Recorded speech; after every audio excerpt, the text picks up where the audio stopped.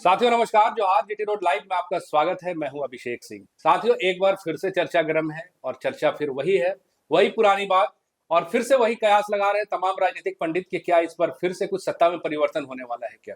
आप देखिए कि मुख्यमंत्री जब दावोस से वापस लौटे वो हमलावर रहे हैं। केंद्र सरकार पे कहिए या भाजपा पे कहिए, लगातार हमलावर इसलिए रहे कि जैसा उनकी सभा को आप देखिएगा, जब वो धनबाद में रहे या फिर जब वो दुमका में रहे, पार्टी के जो वार्षिक अधिवेशन हुई उसमें भी रहे, तो किस तरह से उन्होंने कहा, कैसे वो जो थे वो हमलावर रहे विपक्ष पे।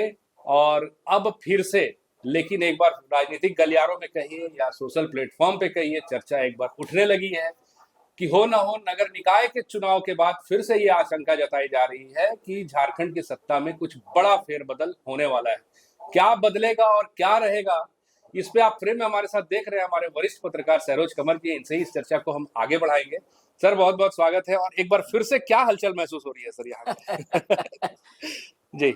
आपने असम का जिक्र नहीं किया अभिषेक भाई। हाँ सर। असम जब गए थे जी। और असम में हेमंता की सरकार और चुनाव होने जा रहे हैं असम में, जबकि चुनाव बंगाल में भी होने जा रहे हैं। जी। बंगाल में चुनाव पहले होंगे, उसके बाद असम में होना, उसके बाद असम में। लेकिन जेएमएम तैयारी कहाँ की कर रहा है?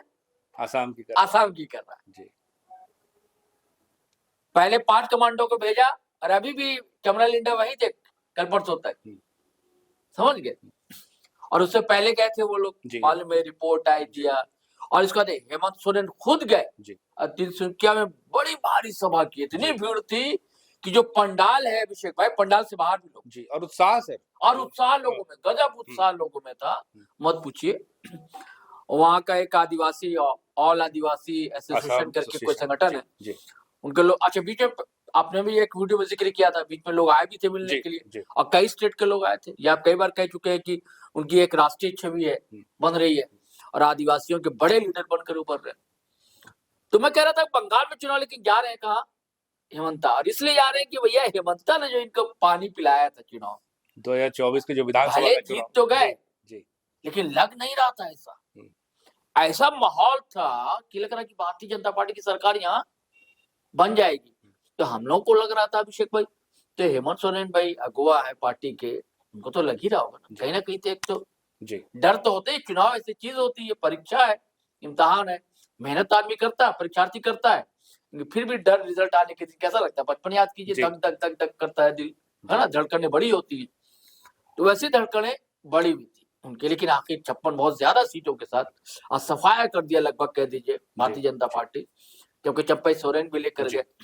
तब से मतलब मुहावरा अभिषेक को खार खान खा बैठना, तो खार खाए बैठे हैं हेमंत सोरेन, हेमंता विश्व शर्मा पे। हाँ जी, उन पे, इसलिए वहां गए। और हेमंता जो है अमित शाह की बहुत करीबी बताई, ठीक है। लेकिन अब खबर चल रही है, कुछ लोग कह रहे हैं, बड़े लीडर लोग कह रहे हैं, सवाल इस बात का कि भाई अमित शाह साहब से कुछ गोटी वोटी सेट हो गई हेमंत सोरेन की जी। अब अगर इस बात को अगर डिकोड करें अभिषेक भाई, समझने की कोशिश करें, तो आप याद कीजिए दावोस, आपने जिक्र किया ही दावोस। देखिए कई स्टेट के लोग जाते हैं, लेकिन हेमंत सोरेन गए। अब पहली बार कोई आदिवासी मुख्यमंत्री उसमें शामिल हो। 9 स्टेट के लोग गए, जिसमें यूपी भी था, हेमंता भी थे, और भी स्टेट, महाराष्ट्र के थे, कर्नाटक के भी थे, कई लोग थे, 9 स्टेट के लोग थे। लेकिन उसमें से 5 स्टेट जो था भाजपा शासित या एनडीए शासित था, और 4 स्टेट जो था गैर भाजपा शासित। 28 स्टेट है अपने यहाँ, 28 या 29 स्टेट है ना टोटल आज की तारीख में। लेकिन उसमें से चयन करना और हेमंत सोरेन का, सिर्फ चयन नहीं करना, जितनी फॉर्मेलिटी औपचारिकता, अगर केंद्र सहमति नहीं देता तो हेमंत सोरेन जाते नहीं, सहमति तो केंद्र से मिली, है ना, गए। और जितनी फॉर्मेलिटीज होती है वहां भी मदद करना, ऑफिशियली मदद करना, कर्मचारियों को लगाना। और जयंत सिन्हा भारतीय जनता पार्टी के बड़े लीडर है, जो सांसद भी रहे हजारीबाग के। ये बात अलग है कि आजकल थोड़ा किनारे हैं पार्टी से, सांसद भी नहीं, सांसद किसी और को टिकट दे दी गई। तो जयंत सिन्हा भी वहां साथ साथ थे, हर जगह गए, समारिशा तक साथ साथ गए जयंत सिन्हा उनके, यानी कि भाजपा की मदद उनको मिलती रही। और कई जगह उन्होंने बातों बातों में कह भी दिया कि भैया डबल इंजन की सरकार हमारी भी है जी। ऐसा कहना बड़ी बात होती नहीं। और ये बात मैं नहीं कह रहा हूं, अभी क्या हुआ कि एक चैनल है, बड़ा बड़ा नहीं, चैनल नहीं, है। आपकी इस बात पे एक सवाल पूछूंगा सर, हाँ कि जैसा आप कह रहे हैं कि वहां इन्होंने कहा भी कि डबल इंजन की सरकार रही, या इस तरह के हाँ तमाम संकेत मिले हाँ कि भाई कहीं ना कहीं साथ हाँ है भाजपा। हाँ फिर वहां से लौटने के बाद पार्टी पे इतना आक्रमण। हाँ भाई, सवाल तो इसी बात का है ना, सवाल तो इसी बात का है कि तब उससे पहले तक एकदम खामोश थे, खाली बीच में आया था एक पोस्ट आ गया था, हेमंत है तो हिम्मत, इस टाइप की बात चलते जी चली। जी लेकिन एकदम अटैकिंग मोड में आना, और जो मैंने कहा ना कि ऐसी बातें, दरअसल अभी एक चैनल का ये था यहाँ कॉन्क्लेव जैसा था अपने अपने शहर रांची में, तो वहां रघुवर दास थे, तो रघुवर दास से ये सवाल किया पत्रकार कि वे ऐसा कहते हैं, क्या मामला है, कुछ चल रहा है क्या? तो बोले तो अच्छी बात है, बोले कि केंद्र और राज्य के बीच अच्छे संबंध का होना बहुत जरूरी है, अच्छे संबंध रखना भी चाहिए, अब केंद्र को भी ध्यान देना चाहिए। और न सिर्फ रघुवर दास सर, लेकिन उसके बाद फिर कहता है, वो पत्रकार पूछता है कि लेकिन ऐसा मैसेज फिर आपके कार्यकर्ताओं में तो गलत जाएगा मैसेज ना, तो उसको उस बात को घुमा देते हैं रघुवर दास, यानी कि संकेत है क्या रघुवर दास का भी कहना। रघुवर दास भी सबसे ज्यादा अटैक, अभी जैसे आप देख रहे हैं बाबूलाल मरांडी, रघुवर दास भी कम हमलावर थोड़ी रहे, हेमंत सोरेन या जब तक गुरुजी शिबू सोरेन जीवित थे उन पर हमेशा हमलावर रहे हैं। हाँ? तो इसको लेकर जो है बात चल रही है, और मैं हमेशा देखिए पहले भी कहा है मैंने कि दरअसल भारतीय जनता पार्टी चाहती है कांग्रेस से उसको बहुत ज्यादा खा ले, अभी आप देख रहे हैं ना, क्योंकि राहुल गांधी सबसे ज्यादा अटैक अगर करते हैं तो खुलकर आज की तारीख में राहुल गांधी करते हैं, जब सदन हो सदन से बाहर राहुल गांधी करते हैं, और कोई नेता करता नहीं। लोकसभा सत्र अभी लोकसभा सत्र में भी ये देखिए आप, तो कांग्रेस से चिड़ है, जेएमएम से उतना चिड़ नहीं है, जेएमएम के साथ सरकार भाजपा बना भी चुकी है, जेएमएम भी बना चुका है, साथ में कोई दिक्कत नहीं है। नीतीश कुमार जैसे आते जाते रहे तो ये भी आते जाते रहे, कोई दिक्कत की बात नहीं है।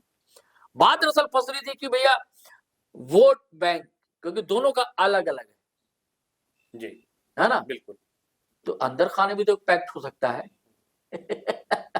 है ना, घोषित ना करके भी तो काम हो सकता है और ना? ऐसा तो है नहीं सर कि ये पहली हाँ? बार होगा कि झामुमो और भाजपा की सरकार बनेगी, एक बात कह रहा हूँ। हाँ हाँ बिल्कुल सही, पहली बार, वही तो मैं कह रहा हूँ, पहले भी बनी है, गुरुजी है, हाँ पहले भी बनी है। मैं कह रहा हूँ ना कि फारसी का कहावत है अभिषेक भाई कि मन तोरा हाजी बगोयम तू मोरा हाजी बगो, मैं तुमको हाजी कहूं तुम मुझको हाजी कहो, तो एक दूसरे की पीठ खुजलाते रहेंगे, पीठ सहलाते रहेंगे, लेकिन स्टेट इकाई जो है दरअसल नहीं चाहती है, राज्य की इकाई नहीं चाह रही है। हाईकमान हायर लेवल पर लोग तो चाहते हैं ऐसा हो, भारतीय जनता पार्टी के भी लोग चाहते हैं, दिल्ली दरबार चाहता है यानी, लेकिन जो रांची दरबार है भाजपा का वो नहीं चाहता। अब देख रहे हैं ना बाबूलाल मरांडी अभी फिर हमला बोले, रोजे बोलते रहते हैं, और आदित्य साहब भी बोलते रहते हैं, लेकिन रघुवर दास का नहीं बोलना है इशारे में। और ये बात उठी क्यों रुकी मैं बताता हूं आपको। दरअसल के त्रिपाठी कांग्रेस के ही लीडर है, आप ये भी आपने देखा होगा कांग्रेस के लीडर जो बीच बीच में अड़ंगा डालते रहता है ना, बात दोहराना होगा बस, लेकिन आपको पता है कि प्रदीप यादव का झगड़ा है ना सदन में इरफान अंसारी से, ये सब चीजें होती रही है। और उसका एक वीडियो वायरल हुआ था, उन्हीं के विधायक पैसा लेने का 5 लाख का मामला इरफान अंसारी का, तो इससे अब बड़बोले हैं, कब क्या बोलेंगे इरफान अंसारी पता नहीं होता है ना, तो इससे थोड़ा असहज महसूस करते हैं हेमंत सोरेन। तो हेमंत सोरेन के मन में भी है कि हमको कद बढ़ाना है, पार्टी का पैर फैलाना है, और क्यों नहीं हम अपने बूते सरकार बना ले, और कोई बहुत दूरी तो है नहीं सर, हाँ बहुत दूरी है नहीं की बात है। तो अब भाजपा भी यही चाहती है कि जरूरत पड़ेगी तो हम तो मदद करने के लिए तैयार है, क्या ठेकाना अगर ये आउट कर दे कांग्रेस को तो भाजपा बोलेगी हम बाहर से समर्थन दे देंगे, ये भी तो हो सकता है, या और सहयोगी दल है, और सहयोगी दल, हाँ, या समर्थन नहीं देंगे, हम अविश्वास प्रस्ताव नहीं लाएंगे, आप सरकार चलाइए, ऐसा भी होता है ऐसा भी होता है, हाँ, अन्य तो और लोग तो है, या क्या ठिकाना कि कांग्रेस के लिए कुछ लोगों को भाजपा ही मदद कर दे, जरूरत पड़े पत्रम पुष्पम के लिए तो भाजपा तो थैलीशाह है, दिक्कत तो है ही नहीं, मदद हो जाएगी। तो अच्छा ये बातें क्यों चल रही है कि जैसे मैंने कहा कि कांग्रेस के लोग तो ऐसे ही एक केंद्रीय पार्टी है, जैसे आपने योगेंद्र साव का देखा होगा, योगेंद्र साव और अंबा प्रसाद कांग्रेस की है ना, सरकार के खिलाफ ही बोलते रह रहे, अभी भी बोले थे सरकार के खिलाफ। अब उनकी वही कोयला खदान में ही राजनीति करनी, और उन्हीं जनता के बीच वही वोटर है। अब उनकी भी कंस्टिट्यूएंसी है, हर कोई अपनी कंस्टिट्यूएंसी देखता है, तो उसको भी नाराज नहीं कर सकते वो लोग। ना अम्बा कर सकती है, ना उनके बाबूजी कर सकते हैं, या पापा कह लीजिए कर सकते हैं। तो उनको देखना है इसको। भाई अडानी जब आएंगे तभी तो कुछ होगा। अडानी से तो पैर कोई रखता नहीं है, और अडानी पर अटैक राहुल करते हैं, कांग्रेस करती है। और ये चाहते कि नहीं भाई लोग आए। डावोस किस लिए गए थे कि बड़े बड़े धंधा सेठ आए भाई थैली ले लेकर, इन्वेस्टमेंट हो, इन्वेस्टमेंट हाँ ये सब हो। जी। तो ऐसे ही एक केंद्रीय पार्टी है, कांग्रेस के लीडर रहे हैं, पहले मजदूर यूनियन में रहे, विधायक भी रहे हैं, मंत्री भी रहे हैं, पलामू आते हैं। दरअसल मेदिनीनगर से उनकी बेटी जो है चुनाव लड़ रही मेयर का, नम्रता त्रिपाठी। तो उनको भी अपनी कंस्टिट्यूंसी देखना है। वहां जेएमएम की उम्मीदवार रही है, आपने चर्चा की कि पूनम सिंह के लिए आई है, पहले भाजपा में थी पूनम सिंह, अब जेएमएम में चली आई है ना। तो उन्होंने बयान दिया है ऐसा, तो क्यों ना अभिषेक भाई बयान सुनवा देते हैं, है ना। बयान सुन लीजिए व्यूअर्स, उसके बाद हम बात को आगे बढ़ाते हैं। आपको बता रहा हूं कि जेएमएम बीजेपी के साथ मर्ज कर चुकी है, एक साथ हो चुकी है, और ये अगले आपको 15-20 दिन के अंदर दिखाई देगा। इस जैसे ही समाप्त होता है, ये अमित शाह जी ने उसको हरी झंडी दे दी है, फाइनल हो गया है। इस चुनाव के बाद यह सरकार बदलने जा रही है और बीजेपी और जेएमएम की सरकार बनने जा रही है। जेएमएम हमेशा से उस इंक्लाइंड रहती है बीजेपी के साथ, जब सत्ता से हटती है तो सत्ता में आने के लिए कांग्रेस को गलबहियां करती है, और जैसे ही थोड़ा पावर होता है फिर बीजेपी के साथ चली जाती है। कई बार इन चीजों को हम लोगों ने देखा है। पहले भी जेएमएम आई, फिर हमारी सरकार तोड़ करके अर्जुन मुंडा के साथ चली गई, हेमंत सोरेन जी डिप्टी सीएम बने और चीफ मिनिस्टर अर्जुन मुंडा हुए। फिर जब उनको उधर से धक्का दिया, कमजोर हो गए, तो फिर हमारे साथ आए, और फिर उनको लग रहा है कि मैं सत्ता के ताकत पर मजबूत हो गया, तो सत्ता का दुरुपयोग करके फिर वो बीजेपी के साथ सरकार बनाने जा रहे हैं, तो उनकी मर्जी।